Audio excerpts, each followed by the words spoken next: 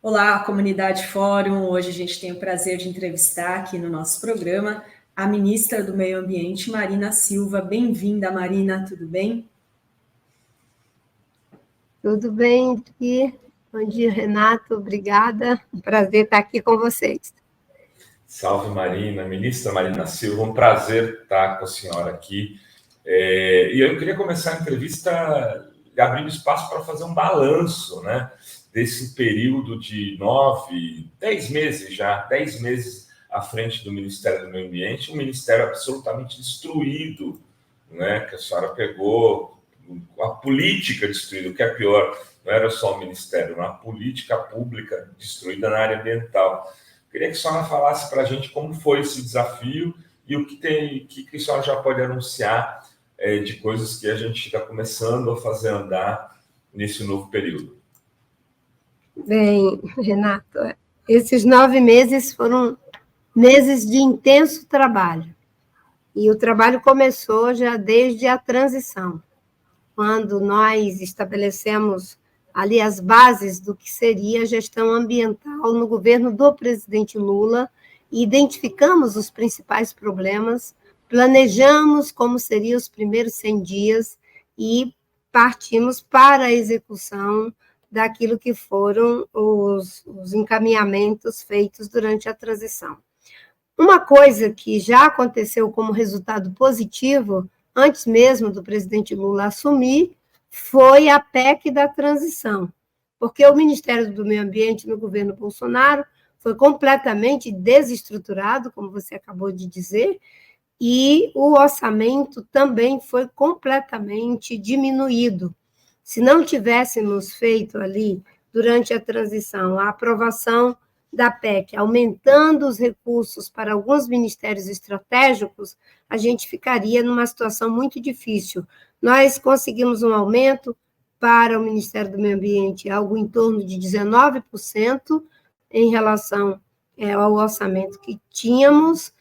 Isso levou o orçamento do Ministério do Meio Ambiente aos patamares de 2018, antes do governo Bolsonaro, que já era um orçamento pequeno, mas, mesmo assim, o que nós encontramos é terrível.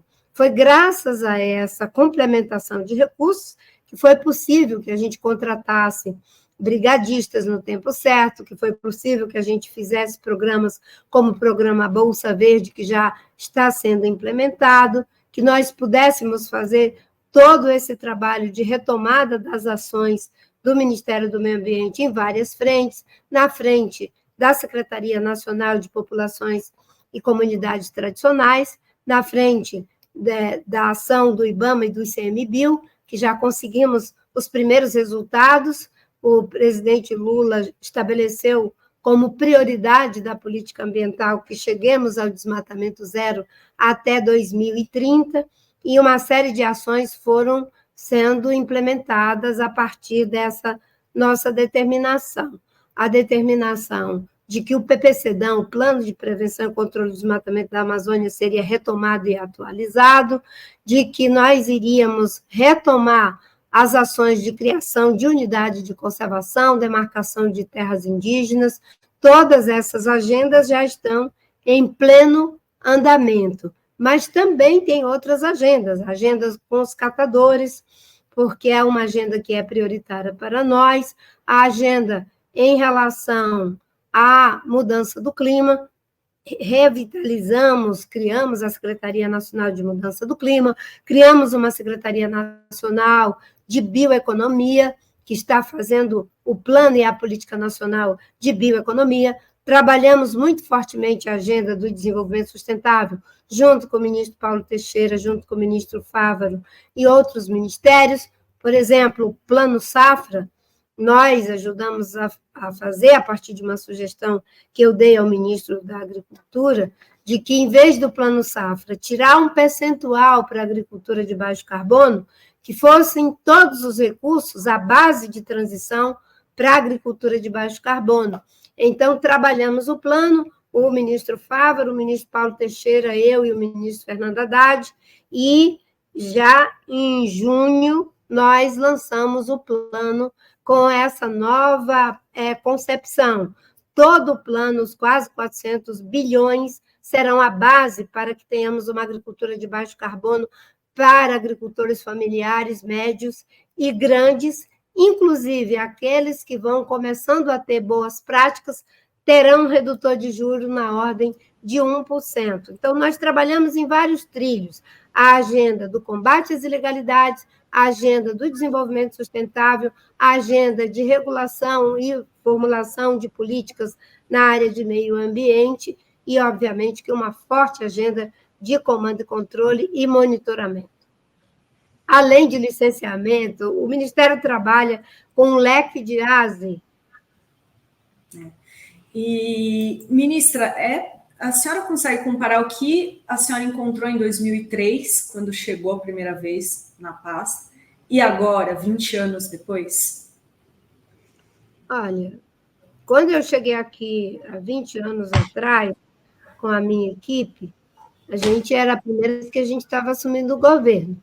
Então, a gente não tinha a experiência da gestão pública.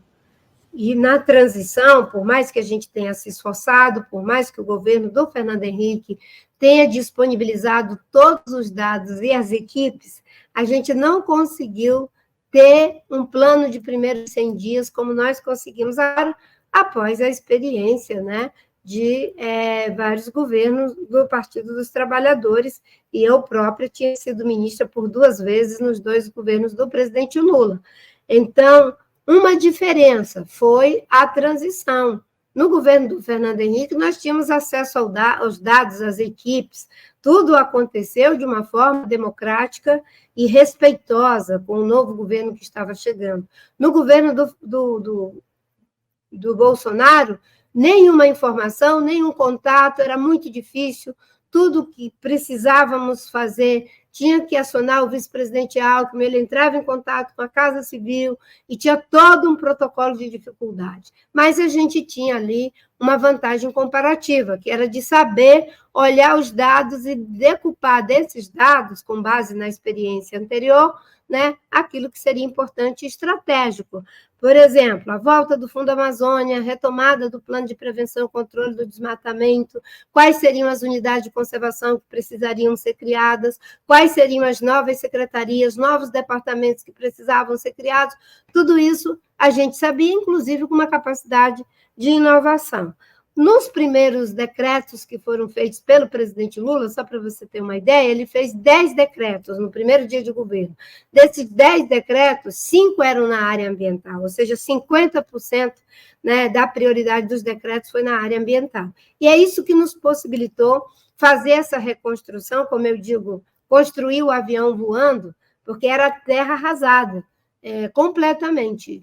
E, obviamente, que eu peguei o ministério, na vez anterior, de um democrata. Né? O Fernando Henrique era um democrata, é um democrata.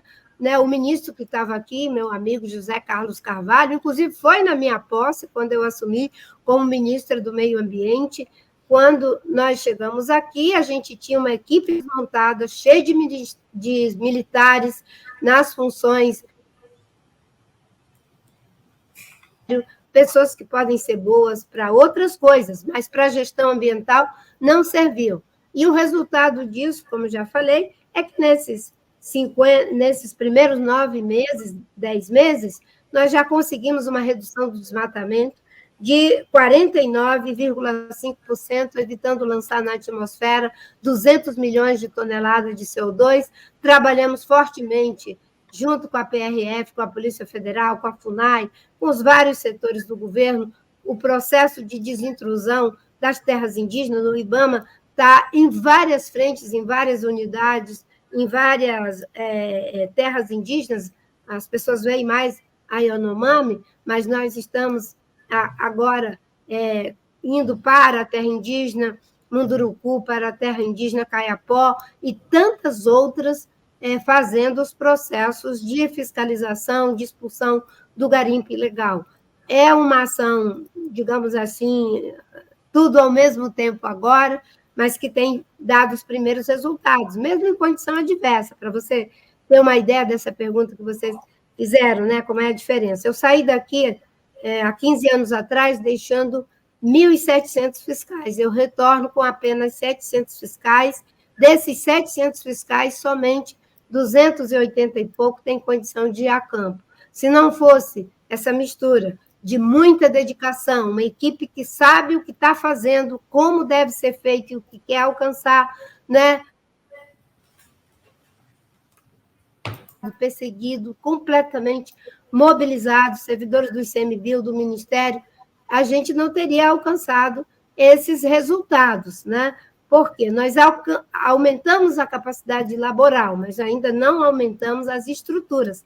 Conseguimos chamar já mais de 200 servidores do IBAMA, quase 300 que estavam na reserva do concurso anterior, a mesma coisa em relação ao Instituto Chico Mendes, mas ainda é insuficiente. O IBAMA já teve 5.000 servidores, agora nós temos apenas 2.000 servidores, né? A mesma coisa o Instituto Chico Mendes, o Jardim Botânico nem se fala, o Ministério, foi uma depenação total, mas estamos conseguindo, sim, botar de pé, voltando à credibilidade do Brasil, do ponto de vista nacional, internacional, participando de todos os fóruns, não só com a presença, mas formulando política, apresentando alternativas, e o Brasil, como eu digo, liderando pelo exemplo na agenda ambiental. Já o ministro Fernando Haddad concluiu praticamente o plano de transformação ecológica e nós estamos trabalhando agora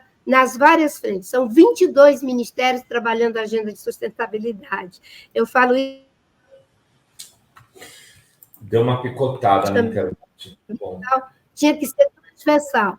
E, naquela época, era uma diretriz do Ministério do Meio Ambiente. Agora, ela é uma diretriz de todo o governo. Por isso que é o ministro da Fazenda que está coordenando a transição ecológica com o suporte do Ministério do Meio Ambiente e de outros ministérios. Eu ia lhe perguntar exatamente isso, ministra, porque parece as condições em 2003, do ponto de vista estruturais, eram mais favoráveis, né, para o Ministério, pelo que a senhora disse. Mas do ponto de vista do entendimento da importância da questão ambiental, a senhora diria que esse é um momento mais favorável para implantar as políticas, que imagino que a senhora teve muita dificuldade naquele momento, porque mesmo o discurso desenvolvimentista era muito mais forte.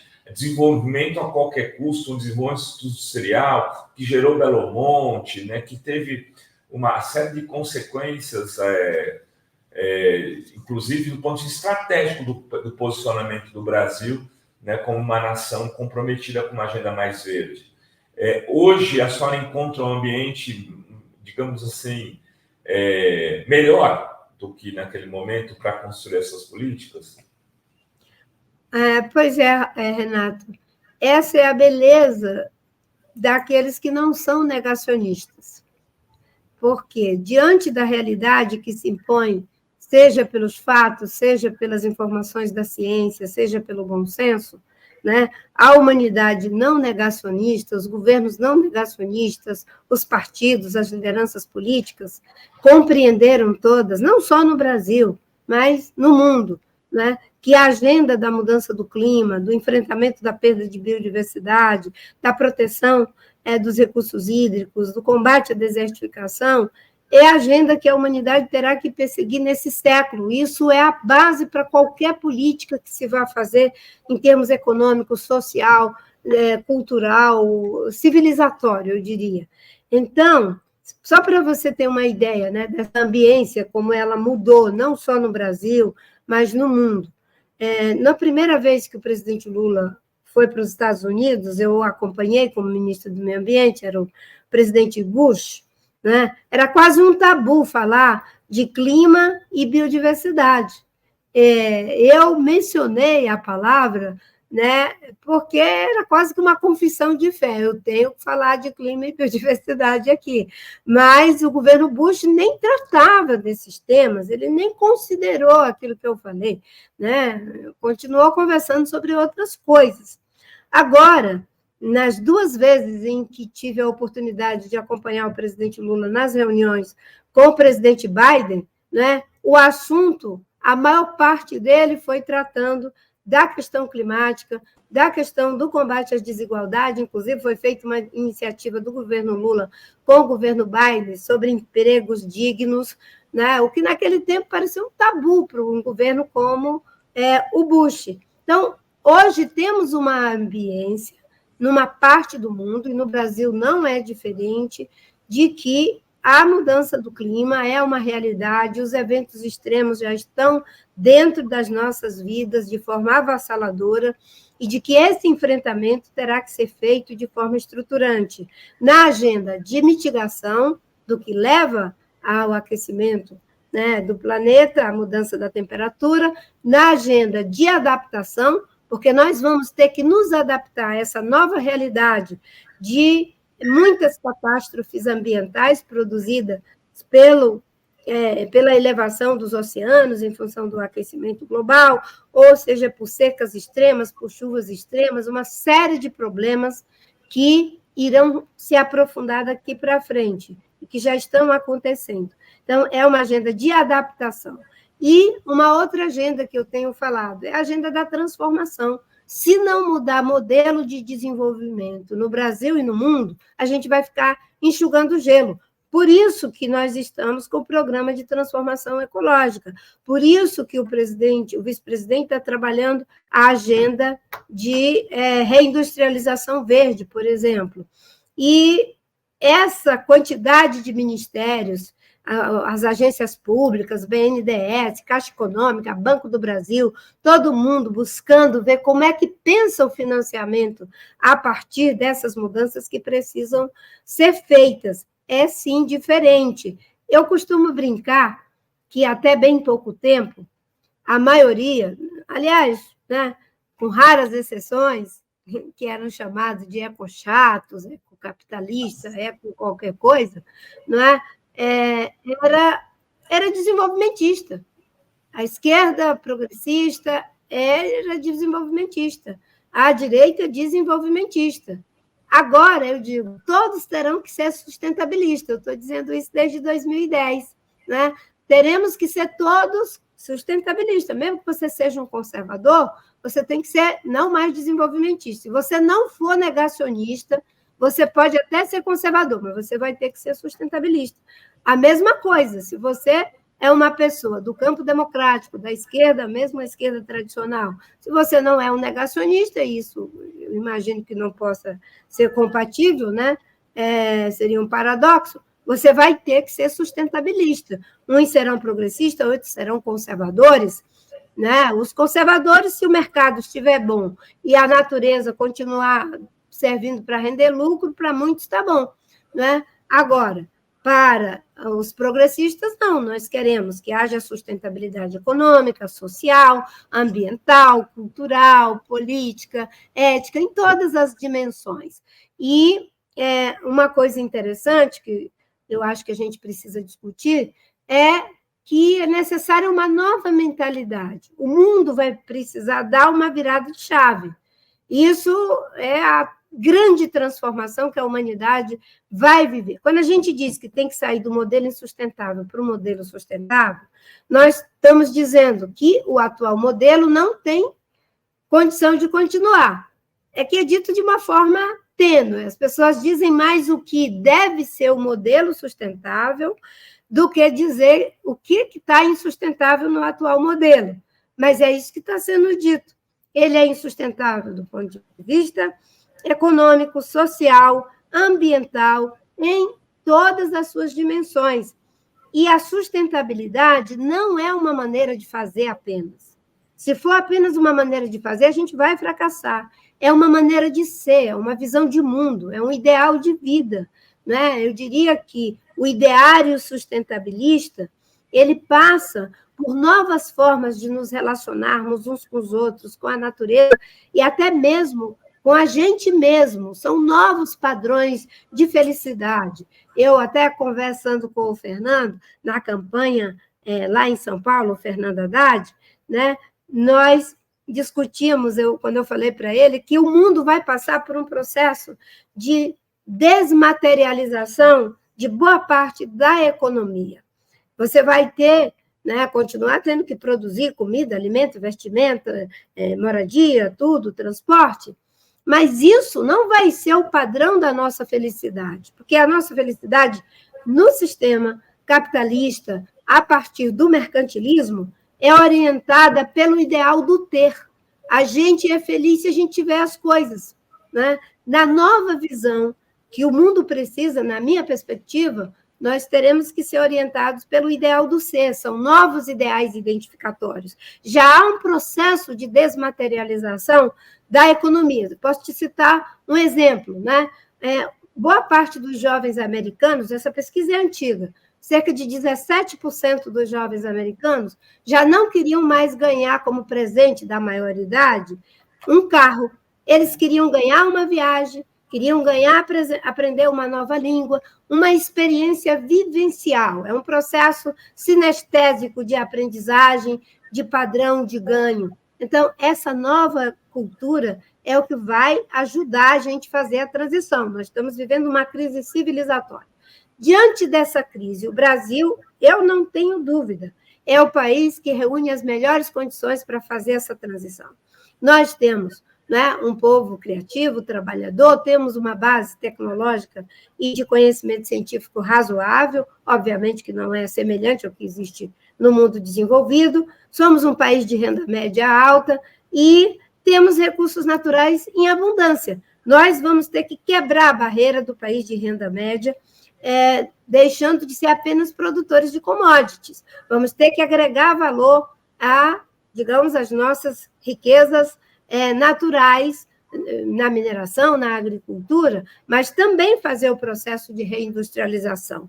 Nenhum país que conseguiu quebrar a barreira, né, da renda média, ele conseguiu fazer isso se não for industrializado. Então, por isso a reindustrialização verde, por isso bioeconomia, por isso transição energética, por isso apostar em pegar a energia produzida de forma limpa, né, as energias que eu chamo de segunda geração, água, vento, sol, biomassa, e transformar isso em energia de terceira geração, como o hidrogênio verde, por exemplo. Só pode ser verde se for feito com energia limpa, por isso que ele é verde, senão a equação não fecha.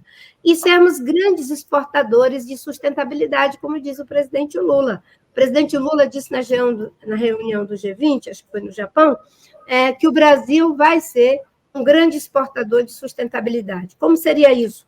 Quando a gente faz a agricultura de baixo carbono, estamos exportando sustentabilidade. Se a gente vende hidrogênio verde, estamos exportando sustentabilidade. Se a gente usa a nossa energia limpa, produz o minério de ferro, o alumínio, o que for, né, transforma isso, não vende apenas matéria-prima, com a nossa energia limpa, nós estamos exportando sustentabilidade. Nós já somos grandes exportadores de água. Cada quilo de grãos tem pelo menos de 2 a 3 toneladas de água. Quando isso é carne, é quase 5 toneladas de água. Nós exportamos água na forma de commodity. Nós vamos exportar sustentabilidade. Mas, para sermos sustentáveis, é preciso tripé.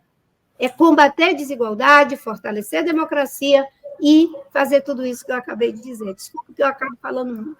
Não, foi ótimo. Aqui, mas vamos lá. Foi ótimo. Agora, tem uma questão polêmica, que é a exploração do petróleo na Foz do Amazonas, né? E aí eu queria perguntar, a gente, o Ministério, o governo está empenhado nessa transição energética, mas é possível abrir mão do petróleo neste momento? Ou é possível tentar uma exploração com menos impacto enquanto essa transição acontece? Como que a senhora vê essa questão polêmica da exploração? Aliás, do petróleo? antes da Marina responder, eu tive com o Jean Paul Prats na Petrobras e perguntaram isso a ele, e ele falou que tem excelente relação com a senhora, dialoga com a senhora todos os dias. Queria aproveitar para saber como é que é isso. Está sendo bom mesmo o papo? Se o Jean Paul Prats é um bom interlocutor?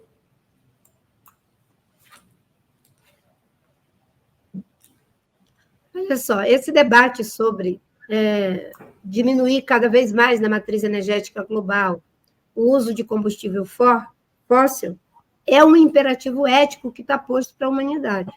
Nós podemos buscar várias alternativas, mas na base, né, do que está usando da temperatura da Terra, a ponto de criarmos uma era, que é o antropoceno, que se caracteriza por grandes transformações nas regularidades cósmicas em função da ação do homem, e isso tem a ver com o uso de petróleo, uso de carvão mineral, uso de gás. Esse debate a humanidade terá que fazer e já está fazendo. A União Europeia abriu esse debate agora, que tem que começar a estabelecer um prazo para ir declinando o uso dessas fontes fósseis de geração. Só que a decisão, se vai ou não vai explorar petróleo, quando vai começar a diminuir a exploração de petróleo no Brasil, essa não é uma discussão e nem uma decisão do Ministério do Meio Ambiente, nem do IBAMA. Essa é uma decisão do Conselho Nacional de Política Energética. Nós participamos do Conselho com um voto. E eu até já propus que a gente fizesse um debate sobre segurança energética, não apenas segurança energética, transição energética, não apenas pensando o Brasil, mas pensando o mundo, porque isso é uma grande oportunidade para o Brasil. O que eu tenho dito nos debates desde sempre é de que a Petrobras precisa urgentemente deixar de ser uma empresa puramente de exploração de petróleo e ser uma empresa de produção de energia, porque assim ela vai fazendo a transição a partir dela mesma, para que a gente não seja pego de surpresa, não tem como isso acontecer. Vai chegar um momento que essa questão vai estar colocada, né, como um imperativo que não tem como deixar de acontecer, a não ser que a gente resolva desistir mesmo de viver, a não ser que a gente rompa de vez com o laço social, né, porque o laço social, digamos, na sua forma mais primária, é a capacidade de me importar com o passado e esse legado que eu trago, e de me importar com o futuro. Ou seja, eu me importo com aqueles que já morreram e me importo com aqueles que ainda não nasceram. Isso é o laço social. Se o ser humano resolver viver só no presente, sem laço com o passado, sem laço com o futuro, aí nós já somos digamos, a parte finita, não é, das espécies vivas no planeta. Então, é uma discussão muito, muito intensa que está acontecendo na COP28, isso vai estar colocado. Há, inclusive, uma tentativa, a gente percebe, de alguns, né, não quererem fazer esse debate com essa, digamos assim, essa clareza da natureza do problema, mas o Brasil está se preparando para fazer o debate também, né? O Brasil talvez seja um dos que tem melhores condições de fazer isso, porque nós temos uma base de geração de energia inteiramente renovável. O Brasil pode ter uma matriz energética 100% renovável. E tem que ter a clareza. Mesmo que a gente chegue a desmatamento zero, se o mundo não parar de usar combustível fóssil, nós vamos destruir a Amazônia do mesmo jeito. O que é floresta tropical vira savana, o que é savana, nem sei o que acontece. Nós vamos criar um desequilíbrio de natureza tal que nós já estamos vendo ele acontecendo, né? É o sertão virando mar e o mar virando sertão, como diz o poeta. A gente começou o ano com chuvas torrencial no sul e no sudeste e com secas no sul e com chuvas torrenciais no norte e em parte do sudeste. Nós estamos terminando o ano com a inversão dessa equação. E as pessoas não têm como sobreviver. Os agricultores que sobreviveram à seca no Rio Grande do Sul agora foram avassalados pelas cheias. As pessoas no norte que sobreviveram à seca agora estão sendo avassaladas pelas secas. Então, são situações que nós vamos ter que parar de sacrificar os recursos de milhares de anos pelo lucro de poucas décadas. A destruição do cerrado já está diminuindo, né? Já está atrasando o início das chuvas no Cerrado em 50 dias. Para aqueles que trabalham com 2 safras, pensa o tamanho do prejuízo do que é um atraso nas chuvas em 50 dias.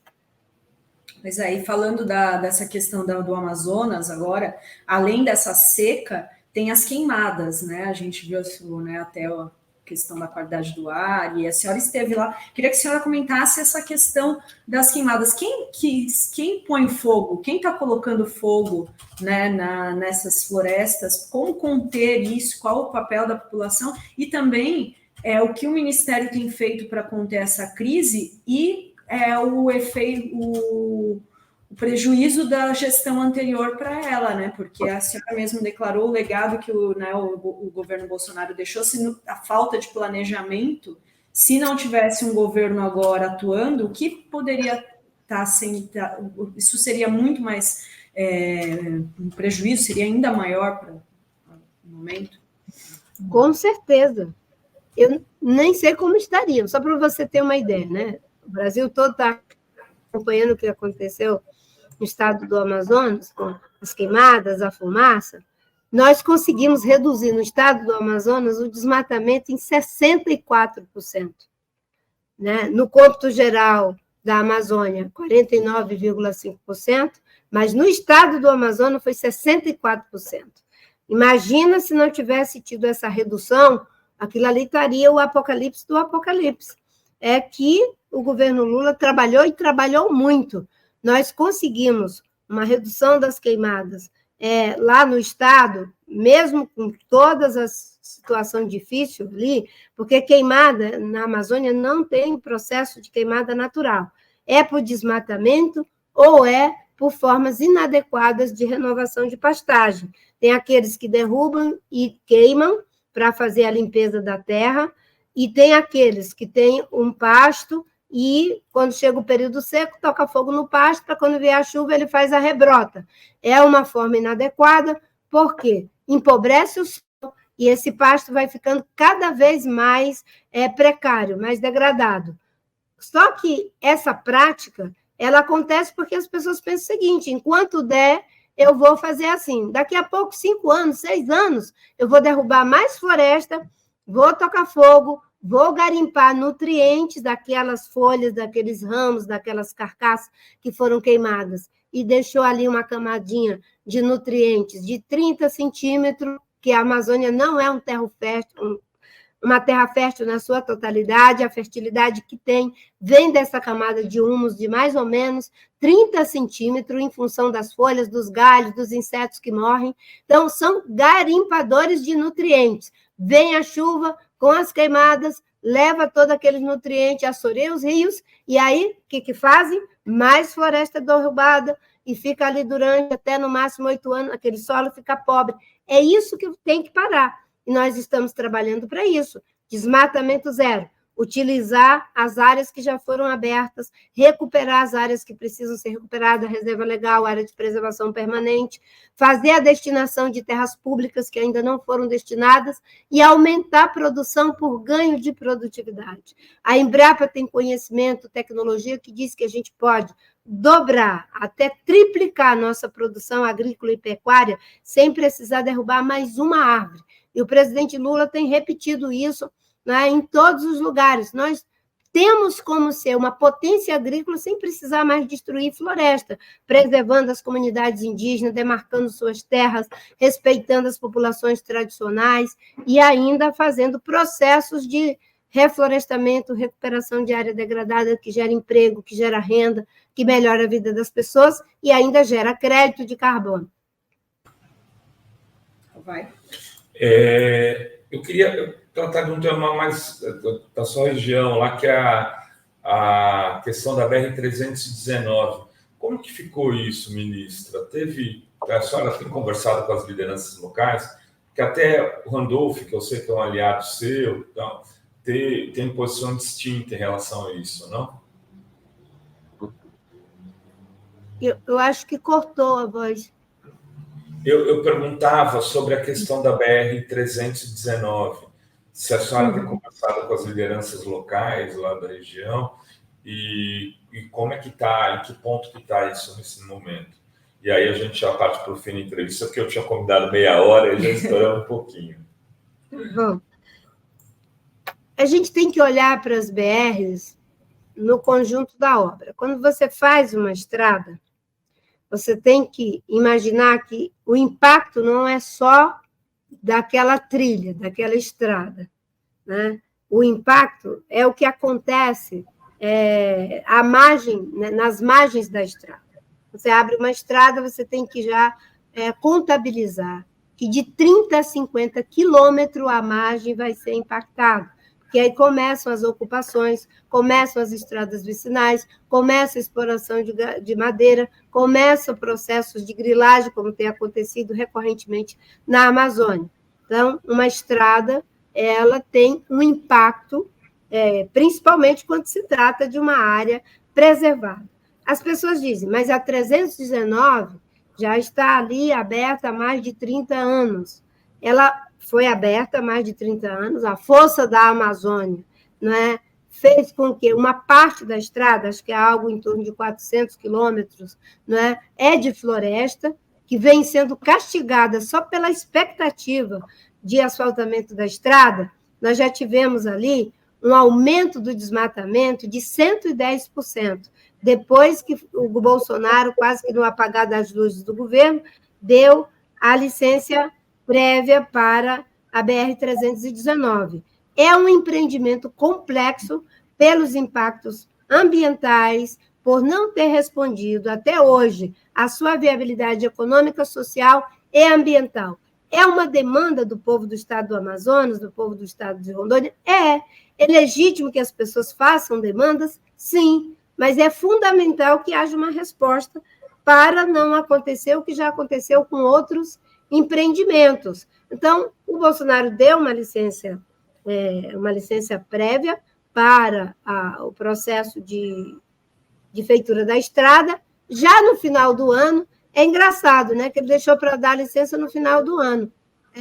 E, às vezes, eu ouço os senhores parlamentares, deputados, senadores, sempre colocam para mim, mas a senhora que não deixou fazer a estrada. Eu fui ministra de 2003 a 2008. Eu fiquei 15 anos fora do governo. Se a estrada fosse fácil de ser feita, talvez tivessem feito durante esses 15 anos. Por que a estrada não foi feita durante 15 anos? E aí eu descobri uma coisa um dia desse, que tem um trecho, porque a estrada ela tem trafegabilidade na parte de Rondônia para Manaus, até uma altura, e na parte de Manaus para Rondônia, até uma altura. E tem um miolão, que é esse miolão que eu falei, né, que a estrada praticamente foi inviabilizada pela força da floresta e pela força da própria Amazônia, uma espécie de madeira mamoré 2, né, que reagiu ali contra a intervenção humana. E foi dada uma licença em 2007 para esses trechos que tem a estrada funcionando. 2007, durante a minha gestão. Agora eu descubro que o trecho nunca foi feito. É engraçado que as pessoas reclamam que a estrada... Mas o trecho que foi dada a licença nunca foi feito. Então, para responder, tem que comprovar a viabilidade econômica, viabilidade social, viabilidade ambiental. Por isso que o presidente Lula mandou a estrada para estudos. Ela está no PAC, mas o presidente disse, vamos fazer todos os estudos. A gente fez isso na BR-163. Eu e o ministro Ciro Gomes trabalhamos muito fortemente para viabilizar a licença da 163, porque ela era importante ali no transporte de grãos, liga o estado do Mato Grosso ao estado do Pará. Foi um arranjo que levou meses para ser feito. Fizemos várias audiências públicas e decidimos fazer o seguinte, vamos criar unidades de conservação ao longo da estrada, já que é para ser só um corredor de transporte, tinha um consórcio de mais ou menos 16, não sei, prefeituras, não me lembro agora, um consórcio privado que vivia pressionando para fazer estrada. Quando nós fizemos o arranjo, criamos mais de 8 milhões de hectares de unidade de conservação ao longo da estrada, desapareceu o consórcio, desapareceu as prefeituras, a estrada ficou com a licença vários anos sem entrar no PAC. Por que será que perderam o interesse pela estrada? Já que o discurso é vamos fazer estrada para ser um corredor de transporte, preservando tudo, vamos fazer passarela para os animais passarem, era todo um discurso. Quando a gente resolveu fazer, aí perderam o interesse pelo investimento. É porque, não digo que são todos, obviamente, né? Mas uma boa parte ali tem o interesse da ocupação dessas áreas que ainda têm floresta. E será uma catástrofe se ampliarmos a destruição da Amazônia. Nós já estamos chegando perto de 20%.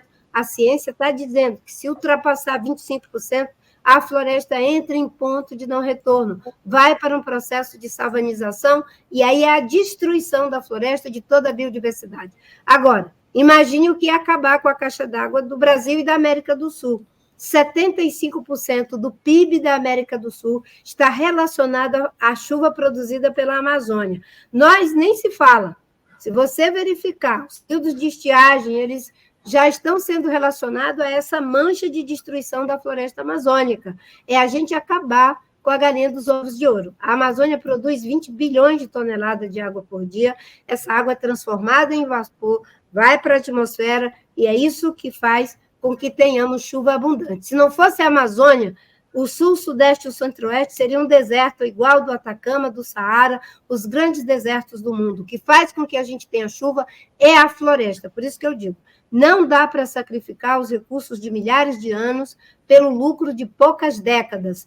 E imagina você o serviço ecossistêmico que a floresta presta. Ela produz 20 bilhões de toneladas de água. Essa água tem essa função que eu falei, mas ela também vai para o oceano. 20% da água que chega no oceano tem a ver com a floresta amazônica. Se não for essa água para lá, vai haver um processo de saturação do oceano, a biota marinha morre, e aí você tem uma profusão de emissão de CO2 incomparavelmente ao que temos em cima da Terra, que é a morte da biota marinha. Aí é você criar um desequilíbrio planetário sem precedentes, aí é o ponto de não retorno que as pessoas falam.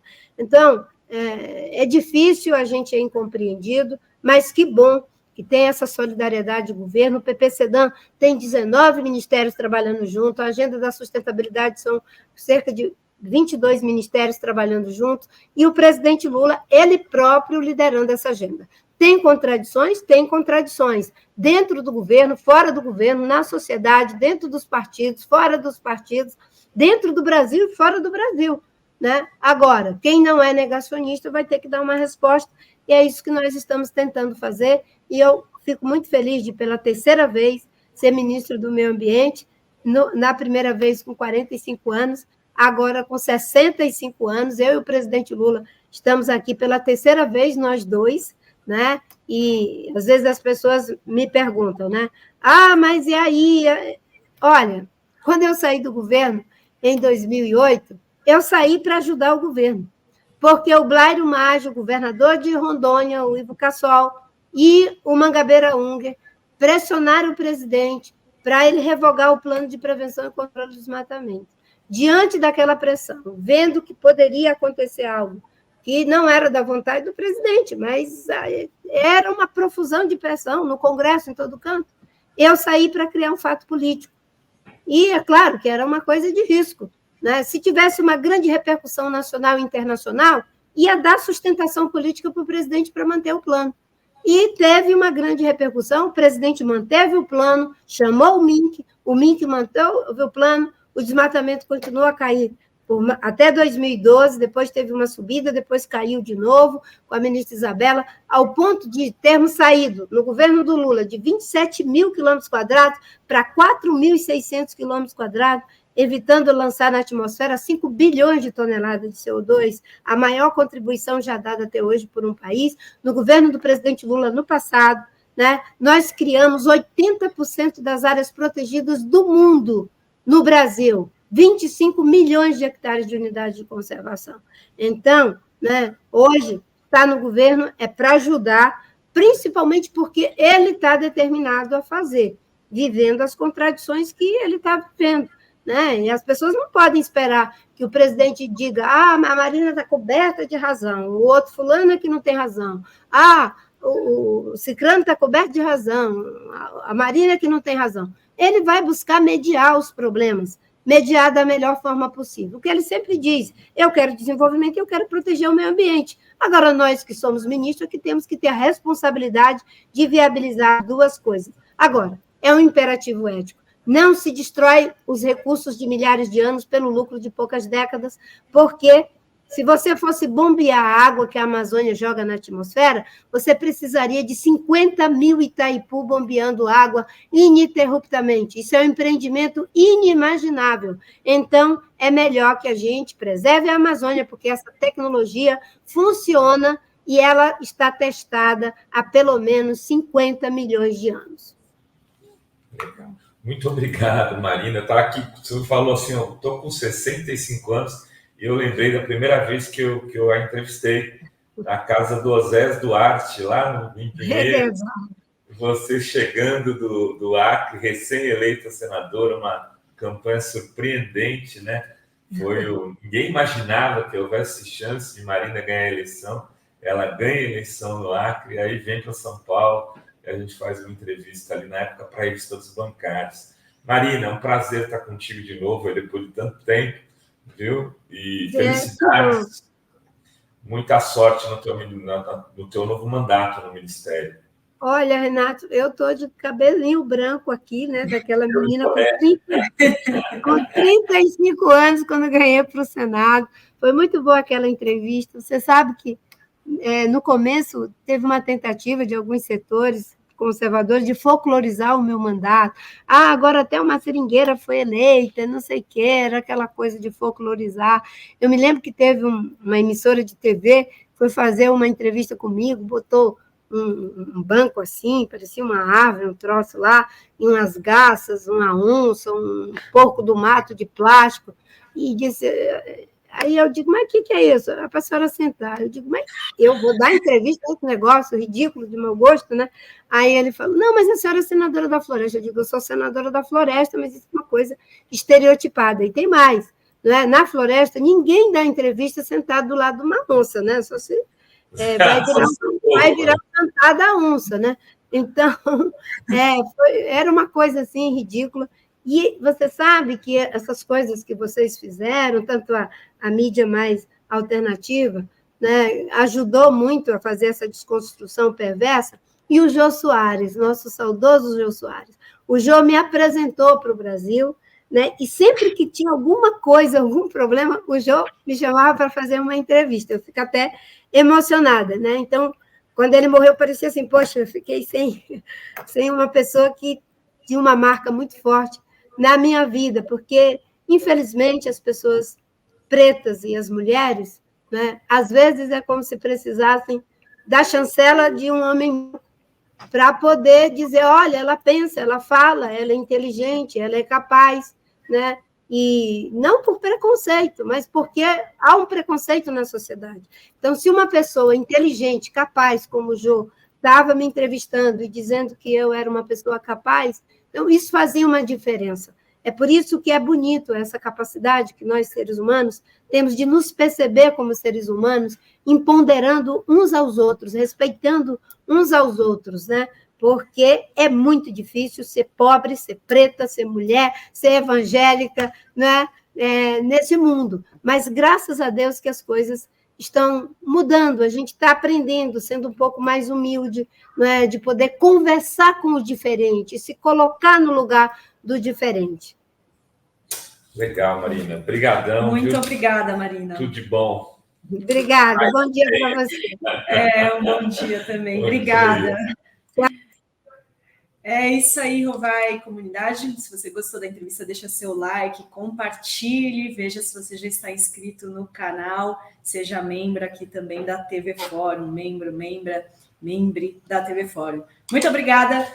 Muito bom, muito legal, né, Adri? Grande entrevista. Excelente. Tomara que a Marina tenha toda a sorte aí nesse embate, que não é um embate simples, né? Em defesa da Amazônia, em defesa da sustentabilidade, em defesa das nossas riquezas naturais que são fundamentais para que o Brasil e o mundo, né, possam sobreviver para as próximas gerações. E assim, um dado que ela dá que é muito simbólico, né? Imagina bombear água que a Amazônia nos oferece gratuitamente uma tecnologia social que funciona, né? Seria necessário 50 mil usinas de Itaipu. Ou seja, né, um compromisso com a humanidade. É isso. É isso. Obrigada. Valeu! Valeu.